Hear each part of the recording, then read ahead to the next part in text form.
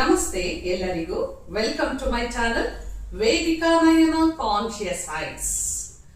ನಾನು ನಿಮಗೆ 369 ಈ ವಿಡಿಯೋನ 21st ಜೂನ್ ಅಂದ್ರೆ ಈ ಮಂತ್ 21ನೇ ತಾರೀಕಿನ ದಿವಸ ನೀವು ಮಾಡಿ ಅಂತ ಹೇಳಿದೆ. ಸಾಕಷ್ಟು ಜನ ಕಾಮೆಂಟ್ಸ್ ಮುಖಾಂತರ ತುಂಬಾ ಕನ್ಫ್ಯೂಸ್ಡ್ ಆಗಿ ನೀವು ಕಾಮೆಂಟ್ಸ್ ಗಳನ್ನ ಕೊಟ್ಟಿದ್ದೀರಿ. ತೊಂದರೆ ಇಲ್ಲ, ಯಾಕೆ ಗೊತ್ತಾ, ಈ 30ನೇ ತಾರೀಕು ಸಹ ನಿಮಗೆ 369 ಪೋರ್ಟಲ್ ಡೇಟು ಪವರ್ಫುಲ್ ಆಗಿರೋ ಡೇಟು ಅಲೈನ್ ಆಗಿದೆ. ಆಕ್ಚುಲಿ ಈ ಜೂನ್ ಮಂತ್ ಅಂದ್ರೇನೆ ನಮ್ಗೆ ತುಂಬಾನೇ ಒಂದು ಪವರ್ಫುಲ್ ಆಗಿರುವಂತ ಮಂತ್.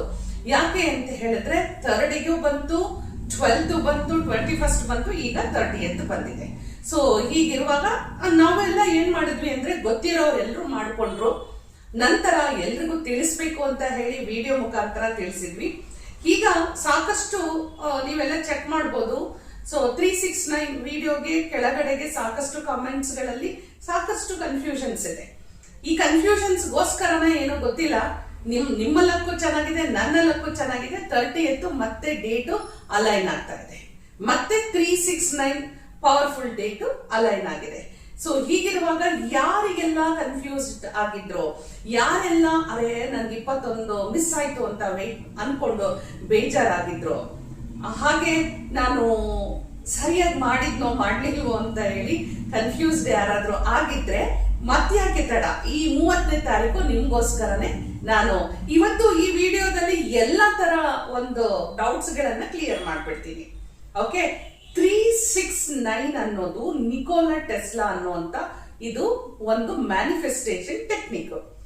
ಇದರ ಬಗ್ಗೆ ಸಾಕಷ್ಟು ವಿಡಿಯೋಗಳು ನಮ್ಮ ಚಾನೆಲ್ ಅಲ್ಲೇ ಬಂದಿದೆ, ಹಾಗೂ ನಿಮ್ಗೆ ಸೋಷಿಯಲ್ ಮೀಡಿಯಾದಲ್ಲಿ ಸಾಕಷ್ಟು ವೈರಲ್ ಆಗಿರುವಂತ ಟೆಕ್ನಿಕ್ ಇದು. ಹಾಗೆ ಇದು ನಮಗೆ ನಾವು ಯಾರೆಲ್ಲ ಈ ಟೆಕ್ನಿಕ್ ನ ಯೂಸ್ ಮಾಡ್ಕೊಂಡಿದೀವೋ, ಮ್ಯಾನಿಫೆಸ್ಟೋ 100% ರಿಸಲ್ಟ್.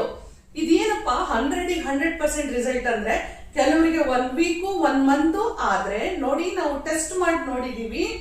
ಒಬ್ರಿಗೆ ಈ 369 ಬರೆದು ಅವರು ಹಾಗೆ ಇಟ್ಟಿದ್ರು, ಒಂದು ಪ್ರಾಪರ್ಟಿ ವಿಷಯವಾಗಿ ಅವರು ಹಾಗೆ ಇಟ್ಟಿದ್ರು. ಆದ್ರೆ 1 ವರ್ಷದ ನಂತರ ಆ ಪ್ರಾಪರ್ಟಿ ತುಂಬಾ ಕಷ್ಟಕರವಾಗಿತ್ತು. ಆದ್ರೂ ಕೂಡ ಇವರು ಇದನ್ನ ವಿಶ್ ಮಾಡ್ತಾ ಮಾಡ್ತಾ ಮಾಡ್ತಾ, ಅಂದ್ರೆ 1 ಇಯರ್ ಪೂರ್ತಿ ಬರ್ದಿದ್ದಾರೆ ಅಂತ ಮಾತ್ರ ತಿಳ್ಕೊಳ್ಬೇಡಿ. ಅವರು ಒಂದು 21 ಡೇಸ್ ಇದನ್ನ ವಿಶ್ ಮಾಡಿ ಒಂದು ಡೈರಿನಲ್ಲಿ ಬರೆದು ಹಾಗೆ ಇಟ್ಟುಬಿಟ್ಟಿದ್ರು.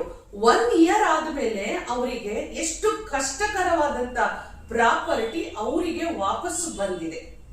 ಸೊ ಮ್ಯಾನಿಫೆಸ್ಟ್ ಆಗಿದೆ ಇದು. ಸೊ ಹಾಗಾಗಿ ಈ ತರ ನಮ್ಮ ಹತ್ರ ತುಂಬಾನೇ ಇದೆ ಎಕ್ಸಾಂಪಲ್ಸ್ ಗಳನ್ನೋದು. ಹಾಗಾಗಿ ಯಾರು ಮಿಸ್ ಮಾಡ್ಕೊಳ್ಬೇಡಿ ಅಂತ ಹೇಳ್ತೀನಿ. ನೀವು ಸಣ್ಣ ಪುಟ್ಟ ಚಿಕ್ಕ ವಿಚಾರಗಳಿಂದ ಹಿಡಿದು ಈ ತರ ಪ್ರಾಪರ್ಟಿ ವಿಚಾರ ತನಕನೂ ನೀವು ಮಾಡ್ಕೊಳ್ಬಹುದು. ಹಾಗಾದ್ರೆ ಏನೇನಕ್ಕೆಲ್ಲ ನೀವು ವಿಶ್ ಮಾಡ್ಕೊಳ್ಬಹುದು, ಬನ್ನಿ ಹಾಗಿದ್ರೆ ನೋಡೋಣ. ಸೊ 1 by 1 ಹೇಳ್ತಾ ಹೋಗ್ತೀನಿ. ಎಜುಕೇಶನ್ ಬಗ್ಗೆ ನೀವು ವಿಶ್ ಮಾಡ್ಕೊಳ್ಳಿ, ನಿಮ್ಮ ಕರಿಯರ್ ಬಗ್ಗೆ ವಿಶ್ ಮಾಡ್ಕೊಳ್ಳಿ.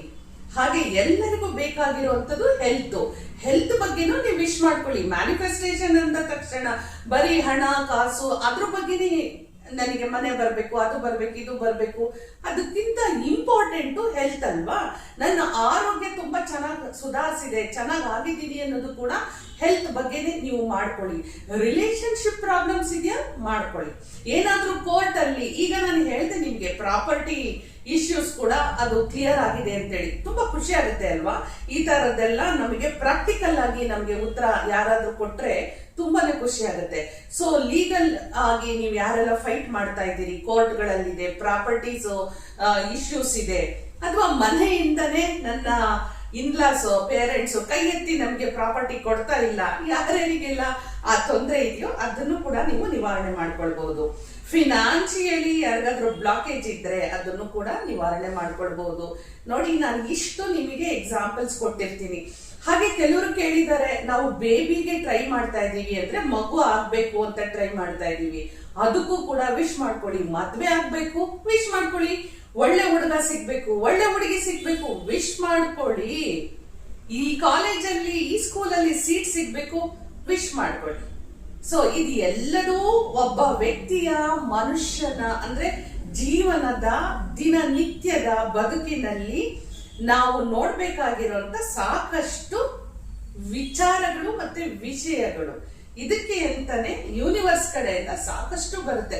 ಇದು ಎಲ್ಲದೂ ಇವತ್ತಿಂದ ಏನಲ್ಲ ನೋಡಿ. ನಮ್ಮ ಮನೆಯಲ್ಲಿ ಅಜ್ಜ ಅಜ್ಜಿ ಎಂದ್ರಿದ್ರೆ ಅವ್ರು ಹೇಳಿರ್ತಾರೆ, ನೀವು ಏನನ್ನ ಮನಸ್ಸಿನಲ್ಲಿ ಅನ್ಕೊಳ್ತಿರೋ ಅದು ನಡೆಯುತ್ತೆ, ಒಳ್ಳೇದನ್ನ ಮಾತಾಡಿ, ಅಶ್ವಿನಿ ದೇವತೆಗಳು ಅಸ್ತು ಅಂತ ಹೇಳ್ತಾರೆ.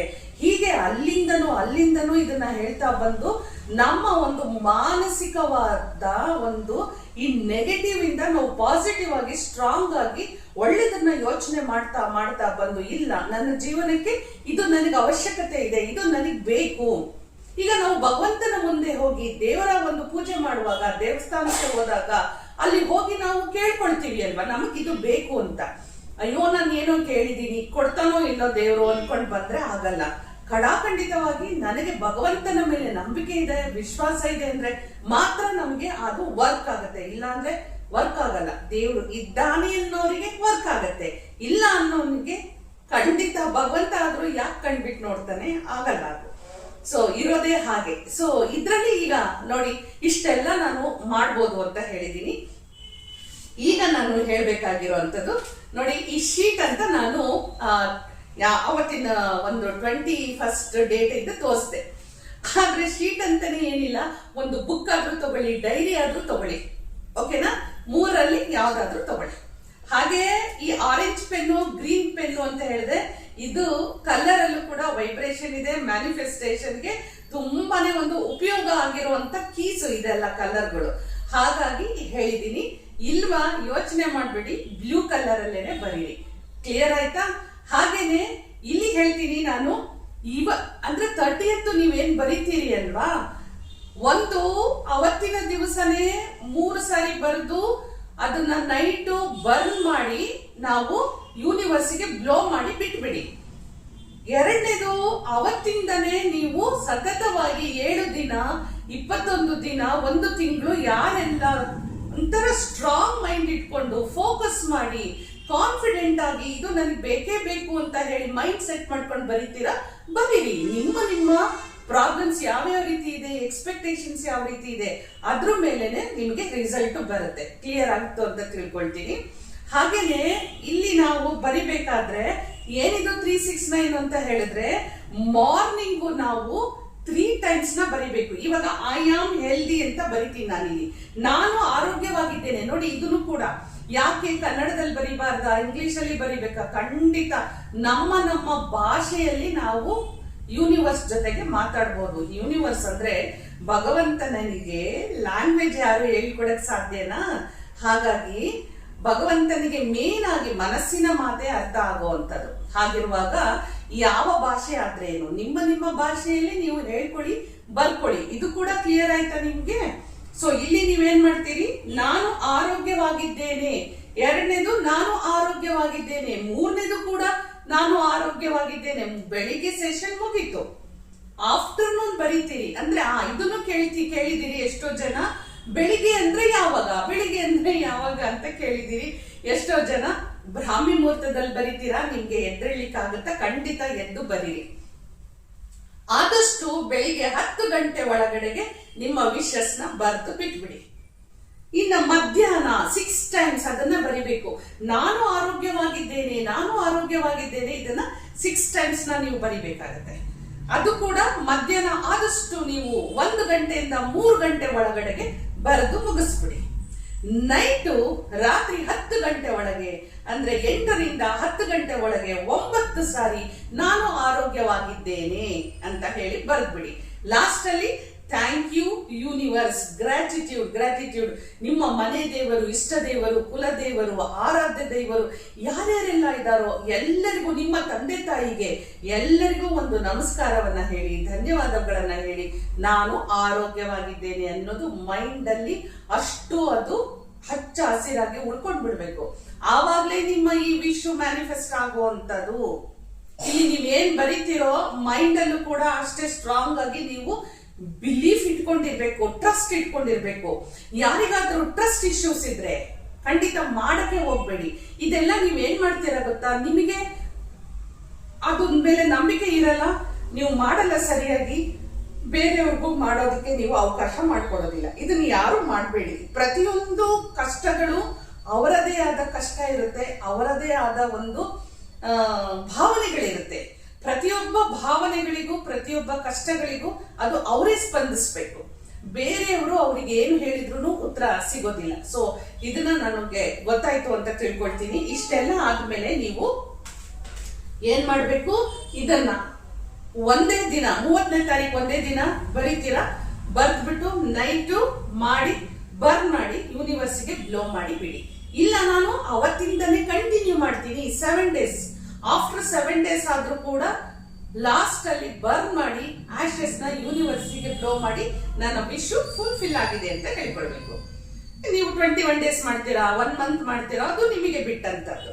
ಸೊ ಇಷ್ಟು ಮಾಡಿ 369 ನಿಕೋಲಾ ಟೆಸ್ಲಾದು ತುಂಬಾ ಪವರ್ಫುಲ್ ಟೆಕ್ನಿಕ್. ಅಷ್ಟೇ ಅಲ್ಲ, ಅವತ್ತು ಡೇಟ್ ಕೂಡ ತುಂಬಾ ಪವರ್ಫುಲ್ ಆಗಿ ಅಲೈನ್ ಆಗಿದೆ, ಪೋರ್ಟಲ್ ಓಪನ್ ಆಗಿದೆ. ಈ ಒಂದು ಬಾಗಿಲು, ಒಂದು ಬಂಗಾರದ ಬಾಗಿಲು ನಿಮಗೆ ಸ್ವರ್ಗದಲ್ಲಿ ಓಪನ್ ಆಗಿದೆ ಅಂತಂದಾಗ ಇದರಿಂದ ನಮ್ಗೆ ಸಾಕಷ್ಟು ವಿಚಾರಗಳನ್ನ ನಾವು ಯೂನಿವರ್ಸ್ ಕಡೆಯಿಂದ ವಿಶಸ್ ನ ನಮ್ಗೆ ಫುಲ್ಫಿಲ್ ಮಾಡ್ಕೊಳ್ಳಿಕ್ಕೆ ಆ ಒಂದು ಟೈಮು, ಎಲ್ಲದಕ್ಕೂ ಒಂದು ಟೈಮು ಅಂತ ಇರುತ್ತೆ ಅಲ್ವಾ, ಆ ಒಂದು ಟೈಮು.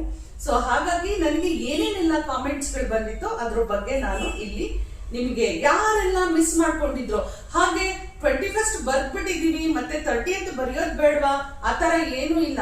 ಎಲ್ಲಿದೆ ಒಂದೇ ವಿಷು 2 ವಿಷು ಅಂತ ಎಲ್ಲಿದೆ? ನಮ್ಗೆ ಸಾಕಷ್ಟು ವಿಷಸ್ ಗಳಿರುತ್ತೆ. ಕಂಟಿನ್ಯೂ ಮಾಡಿ. ಇದು ಹೇಳ್ಬೇಕಾದ್ರೆ ಮತ್ತೊಂದು ಕಮೆಂಟ್ಸಿನ ವಿಚಾರಗಳು, ಸಾಕಷ್ಟು ಡೌಟ್ಸ್ ಗಳನ್ನ ಕೇಳಿದಿರಿ. ಅವತ್ತು ನೀವು ನಾನು ಹೇಳಿದೆ ನಾನು ಆರೋಗ್ಯವಾಗಿದ್ದೇನೆ ಬರದೆ ಒಂದು ವಿಷಯ ಆಯ್ತು. ಓಕೆ, ಸೊ ನಾನು ಫೈನಾನ್ಷಿಯಲಿ ಸ್ಟ್ರಾಂಗ್ ಆಗಿದ್ದೇನೆ, 2ನೇ ವಿಷಯ ಬರಿಬಹುದು, 3ನೇದು ನಿಮಗೆ ಏನ್ ಬೇಕೋ ಬರಿಬಹುದು. ಆದ್ರೆ ಬರೆಯೋದು ನಿಮಗ್ ಬಿಟ್ಟಂತದ್ದು. ಗಮನ ಇರ್ಲಿ, ಒಂದು ವಿಷಯ ಒಂದ್ ಶೀಟ್ ಅಲ್ಲಿ ಬರಿಬೇಕು ಅಥವಾ ಒಂದ್ ಬುಕ್ ಅಲ್ಲಿ ಬರಿಬೇಕು. ಒಂದು ಬುಕ್ ಆದ್ರೆ ಬೇರೆ ಬೇರೆ ಶೀಟ್ ಅಲ್ಲಿ ಬರಿತಾ ಹೋಗಿ, ಡೈರಿನೋ ಬುಕ್ ಆದ್ರೆ. ಸೊ ಎಲ್ಲದನ್ನು ಸೇರಿಸಿ ಮಿಕ್ಸ್ ಮಾಡಿ ಬರೆಯೋ ಹಾಗಿಲ್ಲ ಹೇಳಿದೀನಿ ನಾನು. ಪ್ರತಿಯೊಂದು ವಿಷ್ಗೂ ಪ್ರತಿಯೊಂದು ಶೀಟ್ ಅನ್ನ ಚೇಂಜ್ ಮಾಡಿ ಬರಿಬೇಕಾಗುತ್ತೆ. ಇಷ್ಟೊಂದು ನಾನು ನಿಮಗೆ ಸಾಕಷ್ಟು ಕಾಮೆಂಟ್ಸ್ ಗಳಿಗೆ ಉತ್ತರವನ್ನು ಕೊಟ್ಟಿದ್ದೀನಿ. ಮಿಸ್ ಮಾಡ್ಕೊಳ್ಬೇಡಿ. 30ನೇ ತಾರೀಕು ನಿಮ್ಗೋಸ್ಕರ ಬಂದಿದೆ ನಿಕೋಲಾ ಟೆಸ್ಲಾ. ಡೇಟು ಅಲೈನ್ ಆಗಿದೆ, ಬ್ಯೂಟಿಫುಲ್ ಆಗಿರೋ.